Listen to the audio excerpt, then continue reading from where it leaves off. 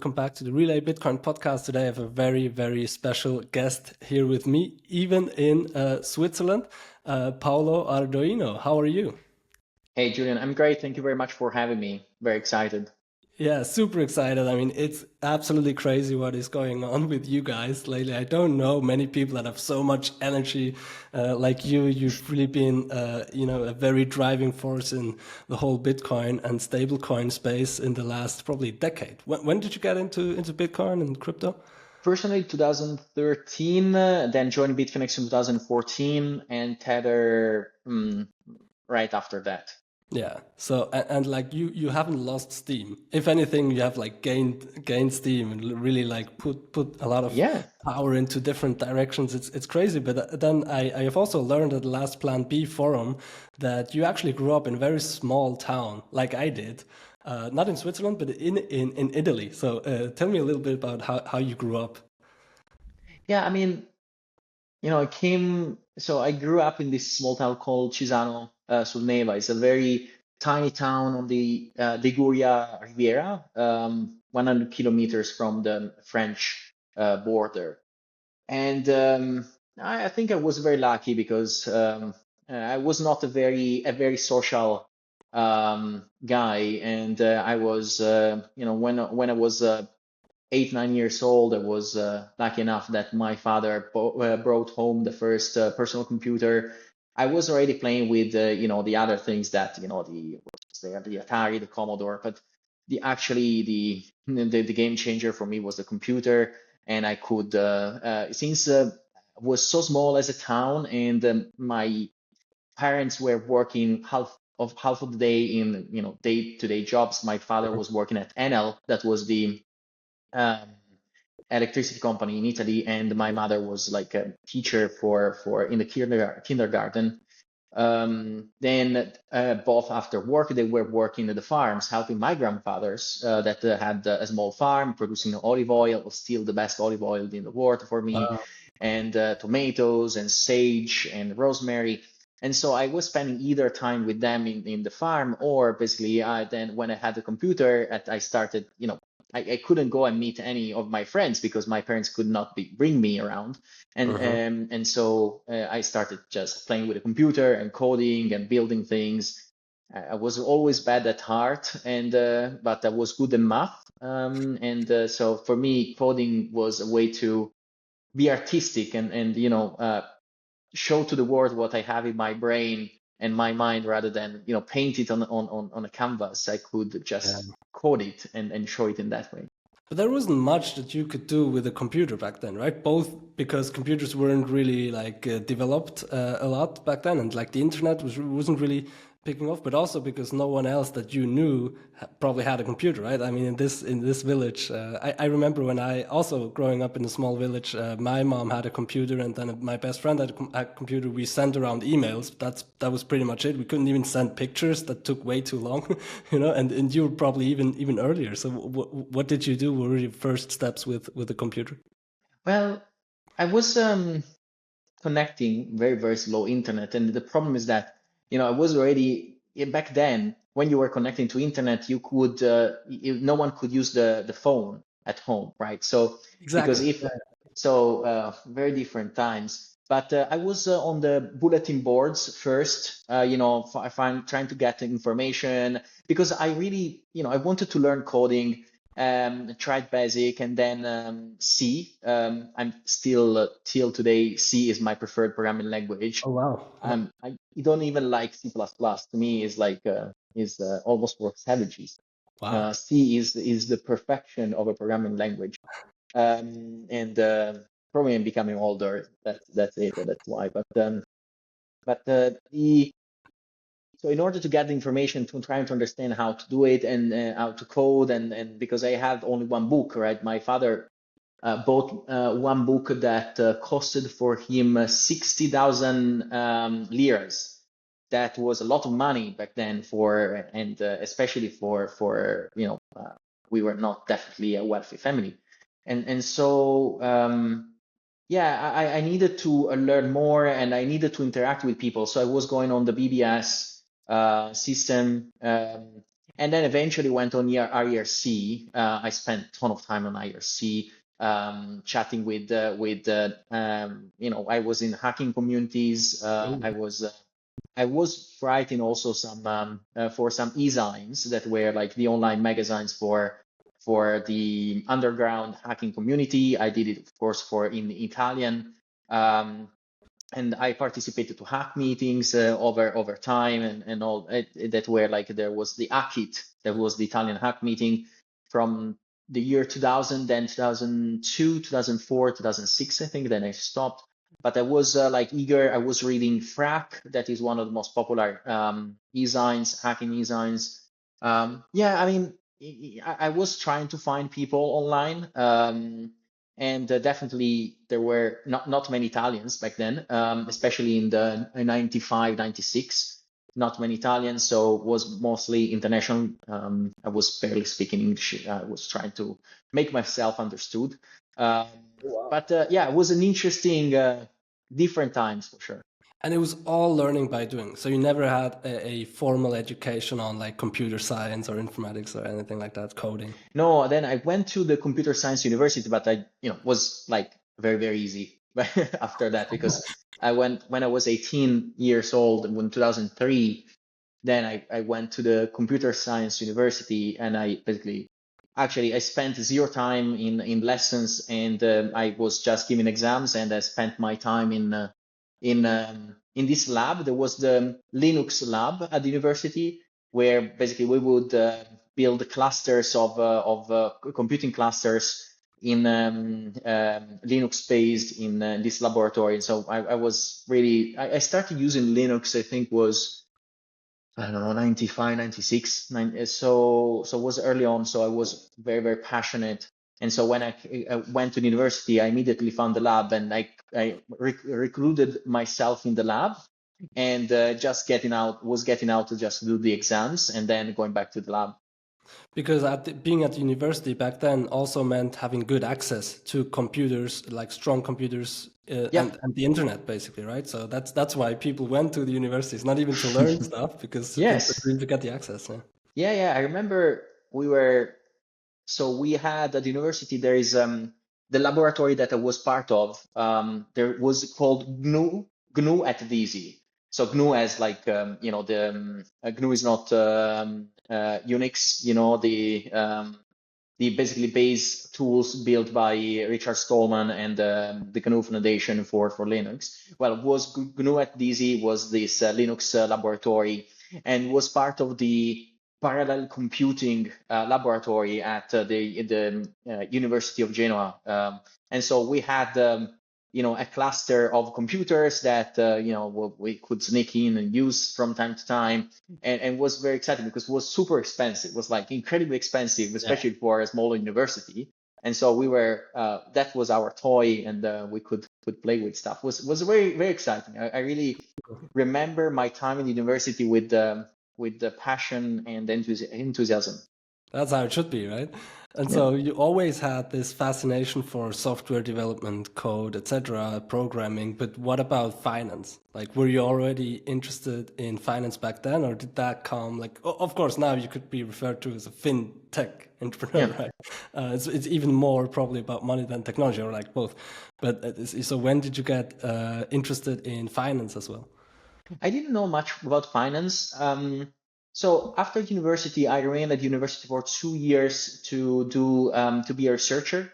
So I worked on let's say highly resilient communication system for distress situations like catastrophes or war zones. That actually forged my mind. I always was passionate about sci-fi and all the catastrophes movies and and all that, right? It is in a way like War Games was one of my preferred movies back in the I was late 80s. And then of course Hackers and Hackers One. But so um, I always thought about technology in as something that should help us in the worst moments of our life. When you need something the most is probably when you are the weakest.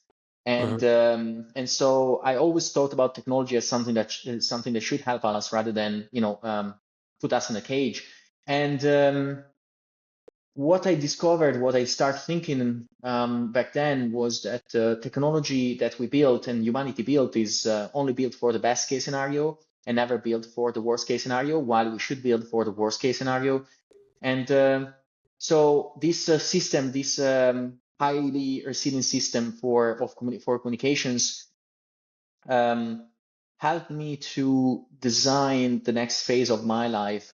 Whenever you are in a catastrophe situation, like an apocalypse situation or in a war zone, your life depends from the system, right? So that's how I'm trained to think about issues and problems. Everything that I'm thinking still today about is in these terms. Whenever I have to design anything, is always about like how I can do things that will resist to the wrath of God. That's how I like to express it. And so I spent 2 years in universities on this type of projects, and then as many times happen, I mean, in Switzerland is different, but in Italy at university you get paid 800 euros per month if you are lucky, and checks are always delayed. Basically, we're always delayed. So I thought, I really like this stuff, but maybe I should look to bring my expertise in places where money is, and money is in finance. So I started learning about finance myself through coding. So I started working actually for a Swiss company that requested a portfolio management system, and I started learning about everything about finance through coding. So what are equities, options, bonds, and futures, all that, because I needed to build the system. So for me, the math was easy, and so I started coding the portfolio management system with a couple of friends.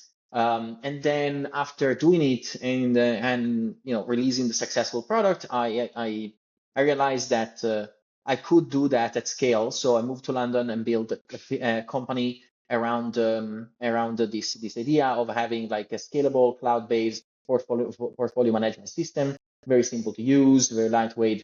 And then that was 2012, 2013. And 2014, I became I actually met Giancarlo De Vasini, the founder of Bitfinex, co-founder of Bitfinex, and the creator of Tether. And so I slowly started transitioning in Bitfinex and Tether. And you just started as a pure software developer, Yes. quote unquote nothing special, right? Just one of several software developers, and then you made your way up very quickly to becoming the CEO and CTO, right? Both for Bitfinex and Tether. Well, I'm not the CEO of Bitfinex. I'm the CTO of Bitfinex and the CEO and I would say CTO of Tether. Right. I'm very, very opinionated on technology, so I think Elon Musk said you can't be the CTO.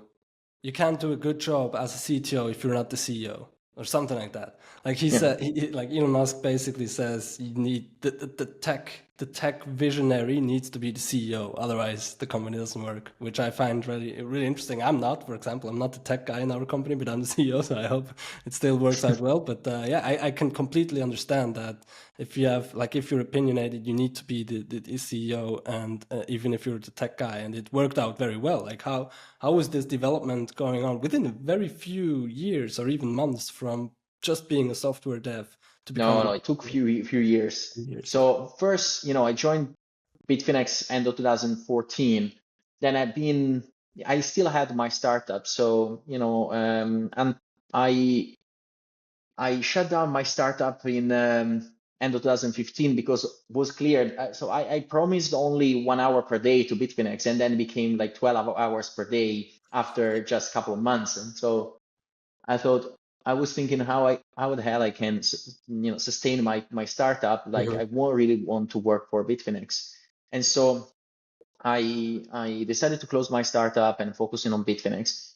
And when I did that, Bitfinex was hacked in 2016 and was 2nd of August 2016.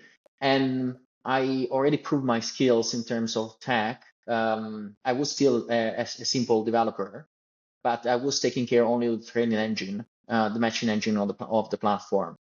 And that's where I could put my expertise in terms of scalability and resiliency and all that at the best use, plus my financial knowledge.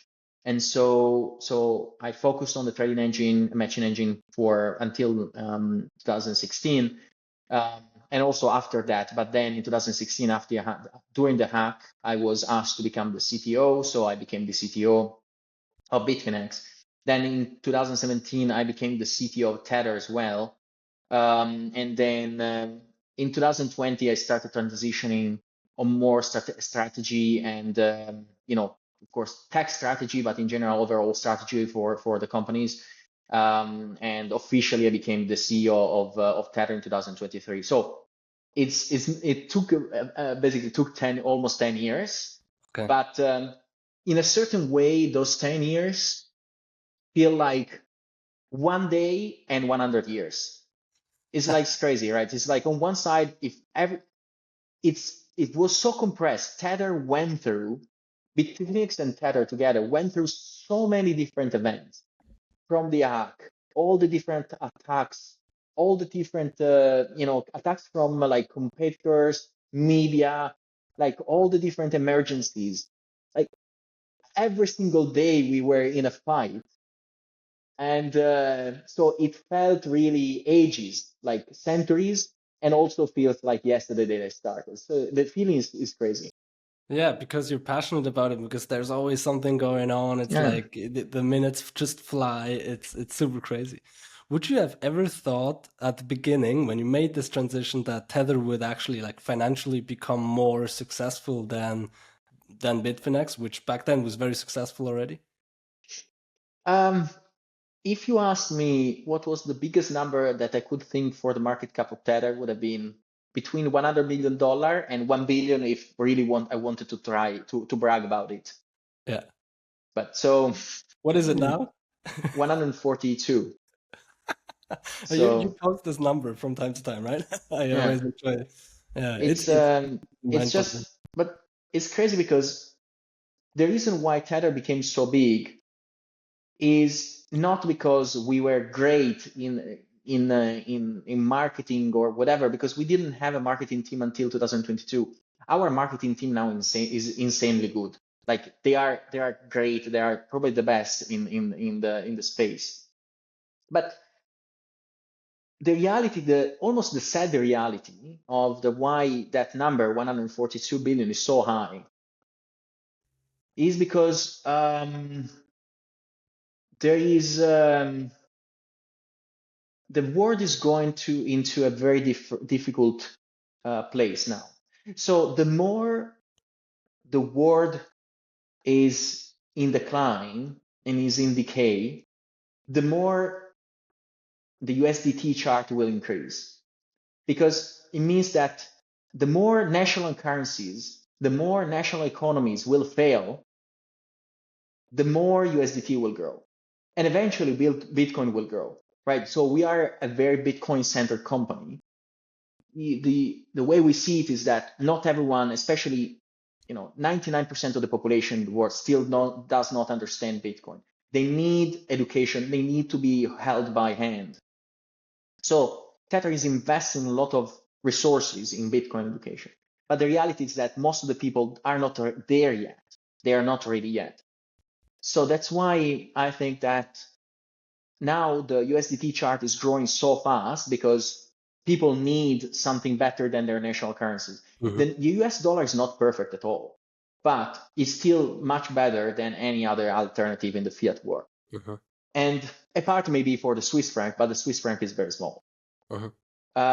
So when people, I think that that is kind of a sad reality, because the success of your company is directly proportional to the success of entire economies. And I'm not happy about it, right? So I think I'm happy about the fact that we are giving and creating an opportunity for people. We are giving a lifeline to hundreds of millions of people that anyway are stuck in a bad situation. So thank God that there is USDT. But at the same time, if we are going to see the USDT chart going down, well, it could mean two things. One is that the world is healing and is becoming better, and national economies are doing better because people in these emerging markets will trust more and more their national currencies. But from what I'm seeing is very unlikely. Mm-hmm. Second is that the world is ready to move towards Bitcoin. So either way, if eventually USDT will not be necessary, will be a success. I mean, and totally. I mean, you give, as you said at the beginning, this worst case scenario. We're getting closer and closer in many countries. We're getting the economies and the currencies getting closer and closer to this worst case scenario, and that's what you have given like the opportunity to then use the next best thing, which is US dollars, in a way that they already try now, right? All of these people in these countries try to use the US dollar, but it's with a lot of friction that they need to do it in a physical way with cash, and it's Yeah, of course not digital, it's not borderless, very it's super messy, inefficient, very very, messy. very messy, and you give them a better tool for that, right? And Absolutely. in so you can be proud, I think, that you're Very doing proud. something good for society, and in turn you also got like you amassed these crazy amounts of cash as well, of money, because you're super profitable. Like, how many employees do you have? A bit more than 100 employees. Yeah, around 120, and we made $13.7 billion in the last year, Yeah, in it's absolutely 2024. crazy. It's absolutely crazy. I'm trying to wrap my head around being an entrepreneur myself, and we have now a bit more than 40 people, but we're making almost no profit. So I'm wondering how the hell have you built this crazy efficient engine like company? Well, look, 140 people, or 20 people actually, if they are good, they can move mountains. Uh-huh. But I think there is an unfair comparison, because the success and the reason why the profits are so high is that no one could predict that. No one could predict that the interest rates in 2022 would spike so high, Uh-huh. right? So I think, sure, I mean, we make so much money, but it's not like because we understood from the beginning that this would happen. Okay. We got also our share of luck, right? So Uh-huh. because we were very profitable, even with even with 50 basis points, you still make a good amount of money. Uh-huh. But now is of course, with the interest rates at this level, is a game changer. And if you saw the last CPI report, is inflation is not going to decrease anytime soon. Like, No. it was obvious, of course, but for all the people that pay attention to the world and they go out and travel and so on, it's clear that that inflation is here to stay and will probably get worse and worse. But back in 2022, people were used to 10 years and more of low interest rate, and so no one could predict that huge spike. Yeah, so you mainly still are making the money through the interest rates, like, because all the money you hold and you issue the stable coins you actually hold in T-bills, Yeah. treasury bonds, and so that's how you make most of the money, through this interest rate. But even if it goes down, maybe you're not going to make 13 billion next year, only like 1 or 2 billion. It's still a lot Well, of we money. make a lot of money from that, so around 6 billion per year. And then last year we made quite good money because we have around 88,000 Bitcoin that we own, and 40 something, 44, 45 tons of gold as well. That also gold went up very quickly, Yeah. very quickly. Now it's almost $3,000. Yeah. Yeah, all-time high of gold, which also shows the state the world is in, right? Exactly. And I was very astonished when I think you first also at the Plan B forum in Lugano last year. I think it was the first time, at least I saw you posting your kind of treasury asset strategy, where you put your excess cash, which you have a lot of, and you show that mostly you put it almost equally, I think, in Bitcoin and gold. Is that right? Yeah, but almost equally, but Bitcoin appreciates faster. All right, So all right, of course. And you it's don't still the best realign. asset in the world. Yeah, and you don't. Yeah, there's no second best, and you don't sell, right? According to the Why? laws of Michael Saylor. Yeah. No, absolutely. I mean, JP Morgan would be very happy to have our Bitcoin, but they will never have them. They should Right. have thought before, Yeah. many years before, that they had the opportunity. Yeah. Now they had to buy it at 100K. Yeah. Do you talk about this to other CEOs and other companies that are looking to diversify their treasury from cash into Bitcoin and maybe gold? And like, how do you make the case for them to understand that companies should start putting Bitcoin and gold on the treasury? Well, actually, we make the case mostly for Bitcoin because uh, we think that the way we explain it is that I explain to other CEOs is simply that um, Bitcoin is the only thing that we know we are mathematically sure that is scarce and fixed in supply, right? Everything that sells can be you can build more, you can create more, you can manufacture more. Technically, even gold, if gold would go to 10K or 15K or 20K, people would find ways because then people would be justified in trying to extract gold from the seas, from the oceans. Because Mhm, if the price is so high, then there is enough incentive mhm, to invest more to get gold from anywhere. If gold goes to 100K, you can try to go on an asteroid and trying to get gold. There's a So lot of gold technically, on other planets. yeah, no one knows, no one can calculate how much gold there is in the entire universe. Uh-huh. But you can calculate how much Bitcoin there will ever be. Uh-huh. So gold, with gold is definitely interesting, but now there is also a generational thing, right? So you have not everyone understands Bitcoin yet. So having gold as part of the reserves is very helpful. Throughout the entire history of humanity, gold has always been used as as the tool for any financial reset. So, but in 50 years, with generational changes, I think that Bitcoin will be definitely the king, and we'll see, of course, Bitcoin catching up with the gold market cap. Uh-huh.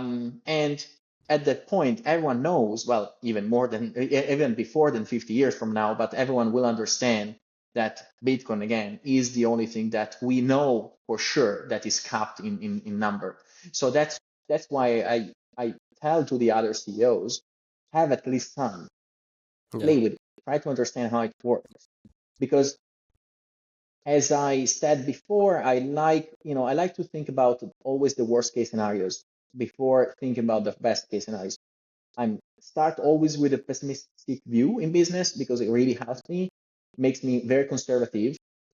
And so what do they have to lose, right? So they would regret and blame themselves forever if they don't invest in Bitcoin.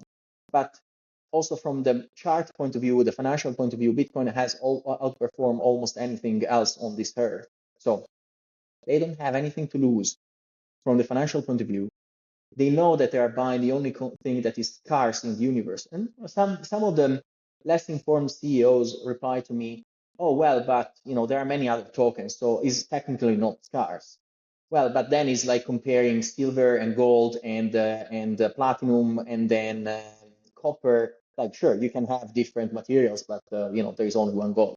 Uh-huh. So there are many arguments that are sometimes naive. So I personally and my team tries hard to um, inform and educate properly. And I think when you dismantle all their arguments, then they're left with nothing. Then it's when they start really thinking about, okay, now maybe is the time. But even in tech, there are many smart CEOs that are a little bit afraid to jump uh, in and start buying their first Bitcoin. It's kind of crazy to me. Yeah, it's very interesting. I think Peter Thiel talked about this, like why such a big revolution, such a technology that has so much impact and potential can for 15 years kind of still be rather undiscovered by so many people and it's just not understood yet. Uh, but it's around for 15 years. It's there. It works. Like it's super clear. Michael Saylor makes this point all the time as well. Like just look at it. Just look at the last 10 years. It just keeps appreciating. It keeps Yeah. working. The adoption is rising. The network effect is higher. The hash rate is higher. Every KPI goes up. Like what are you waiting for? Why don't people take the time to understand it? It's fascinating.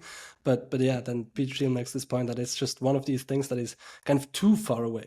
It's too complicated. It's for most people kind of it's super hard to grasp if you're somehow entrenched in the old system, and from the old system thinking you can't understand this new system even if you're a super smart finance or tech professional. So yeah, I think as you said, it just takes a lot more education and investing in just and just time as well. I think generational change will probably also help. But yeah, how do you see the next few years in terms of mostly also kind of corporate adoption, like CEOs that start to understand Bitcoin and using it as you do as a treasury asset?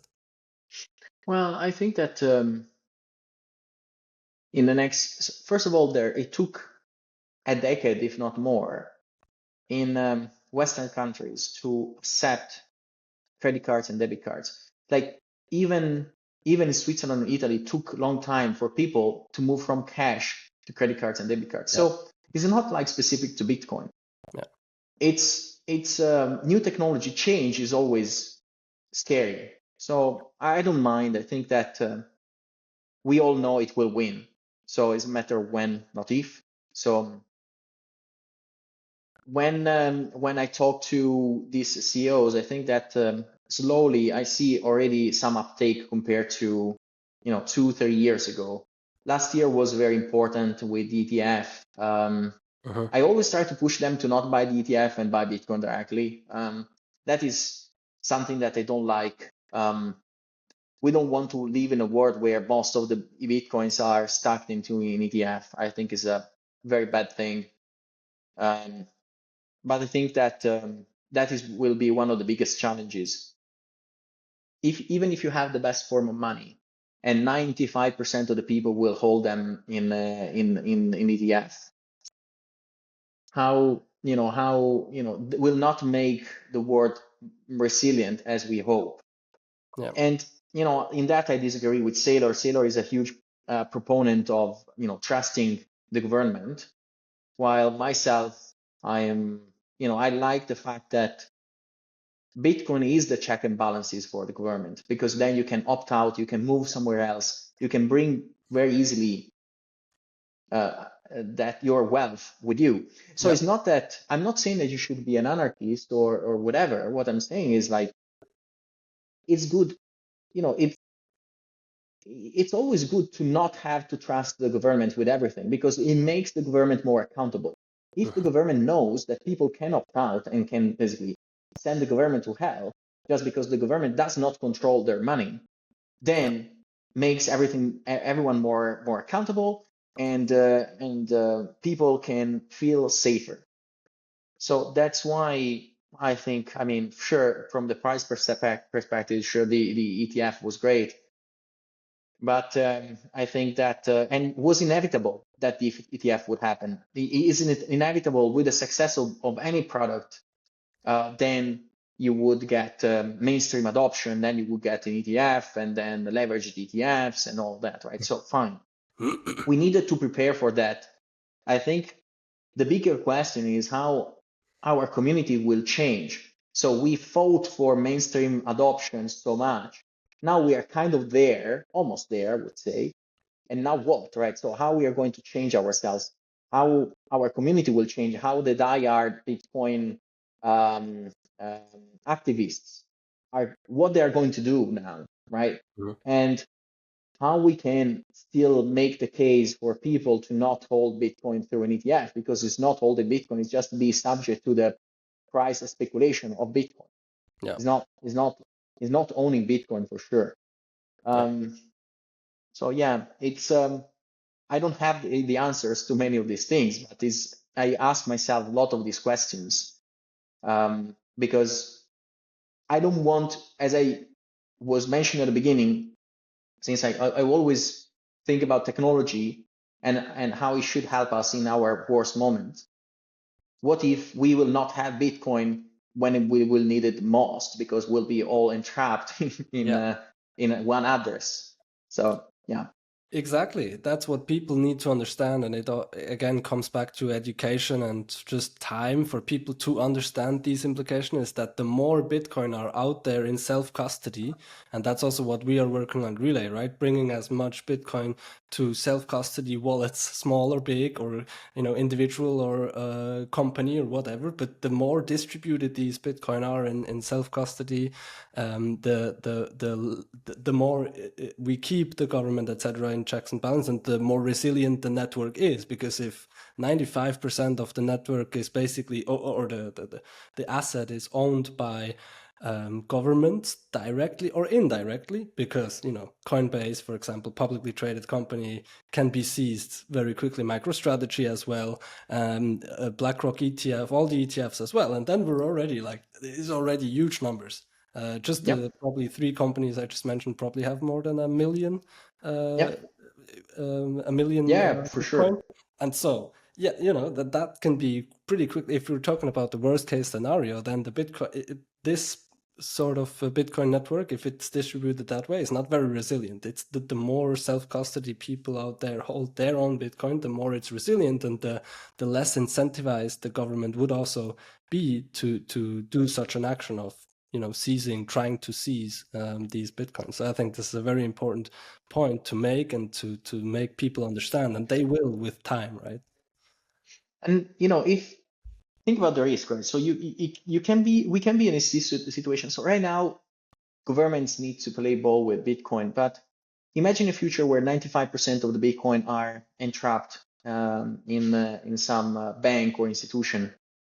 Then it would be very easy at that point for a government to say to every single exchange, well, no one can buy Bitcoin and transfer it to their self custody, because if you have control of 95%, you can easily say, well, self custody is illegal at that point, right? So and sure, you can have the underground community still using Bitcoin, but then if you become like a criminal just because you did a transaction of Bitcoin, that will become very scary. Yeah. So yeah, I think the next decade will be the fight for self custody. I would describe it. The fight for self-custody. Yeah, we're in this fight. We're in this fight. Um, so I know so that's great. a lot of people probably don't know that next to Bitcoin and gold, you're also investing in startups, right? Yeah. Tether is taking some of this money, and I believe I read somewhere that you said, I think to Cointelegraph or something in an interview, you said you will invest more than $1 billion in startups. What is the vision and strategy around this? How do you approach? How do you make investment decisions? Who gets the money? So we invest based on different criteria. So there is Tether, of course, is known mainly for the stablecoin USDT, but we have been investing in artificial intelligence, in education, like with Plan B Network and Academy of Digital Industries. We invest in Bitcoin mining ourselves. We invest more than 1 billion, 1.5 billion in Bitcoin mining. Wow. Um, we invest around 2 billion in artificial intelligence. So yeah, I think we are growing the company in multiple directions. And while it might seem scattered and might seem not connected, the reality is that with Tether we learned three important terms. The first one is disintermediation, right? USDT, so Bitcoin has zero intermediaries, so it is the most disintermediated form of money. USDT has one intermediary, that is Tether, but every other action happens peer to peer. And then when we realize the importance of this intermediation, so removing from any sort of equation in finance, the unnecessary intermediaries, then we started thinking how we can apply it to the rest of the world. So with technology, for example, with telecommunications, we co-founded a company called Holepunch that is building peer-to-peer communication systems, where disintermediation is as its core. And then we are even on the educational side, we want to disintermediate education to make it more accessible. But also independence and resilience are two other important terms. Like if we can disintermediate as much as possible, we can bring independence, because in a peer-to-peer system that is cash peer-to-peer money like Bitcoin or is peer-to-peer telecommunications, then you can empower people, you can empower families, that you can empower countries, cities, whatever, all independently from each other. So anyone can talk to each other fully independently and is inherently resilient, because then, even if the world around you burns, you can still talk to the people that you are connected to, because you are directly connected without passing through any central server. Mm-hmm. Yeah, so it's all about disintermediation and basically the values of Bitcoin and bringing it to also other groups of areas of technology, but a lot also in Bitcoin. Actually, Bitcoin only startups, right? Just to reinforce the statement you made earlier that Tether is in the end a Bitcoin company, which I really like to hear, of course. And then it's a lot of this money goes into Bitcoin startups, Bitcoin mining. So it's all about fostering the Bitcoin network. That's amazing to hear. Yeah, I believe also AI agents will use Bitcoin. So of course. we are getting ready. Yeah, AI agents, but probably through Lightning, or how do you see that evolving? I think definitely Lightning would be a great transport layer, because then if you have AI agents that communicate to each other with peer-to-peer communication channels, then you want also peer-to-peer communication channels for transfer of wealth and settling transaction across the AI agents. And the problem with blockchains is that they will always be too slow, because even the fastest blockchain now is very centralized, and the problem with the layer ones is that you have a single share state where everyone needs to acknowledge, or almost like the majority needs to acknowledge of a certain state in order for progressing and make sure that the blockchain is viable. But it's not scalable, because if you have trillions of transactions, you cannot pretend that why you, Julian, should see a transaction that I do with my mother. Why do you care, right? You shouldn't care. You should live in a system where everyone has a direct channel with the people to talk and send and exchange money with the people that they do care about in that specific context. And so that's why I think Lightning or a similar approach, I know there are many other developments, could be the way. Absolutely. Yeah, it's fascinating. What a time to be alive. My last question that I always ask my guests, so also to you. So you talked about how you allocate capital with Tether. What about yourself? How much of your total wealth is in Bitcoin? Almost everything. So you're in this end of the spectrum. Yeah, I'm very that. I mean, the problem, I don't have time to manage my money. I prefer to buy Bitcoin and hold Bitcoin. Like, I'm ready to die on the hill. Just DCA and buy the dip and hold. Yeah, exactly. It's a simple yet powerful strategy. Thank you so much, Paolo. This has been amazing, very inspiring, very insightful. I've learned a lot. Thank you so much for sharing your time, and see you next time. Thank you very much, Julian. Have a great day.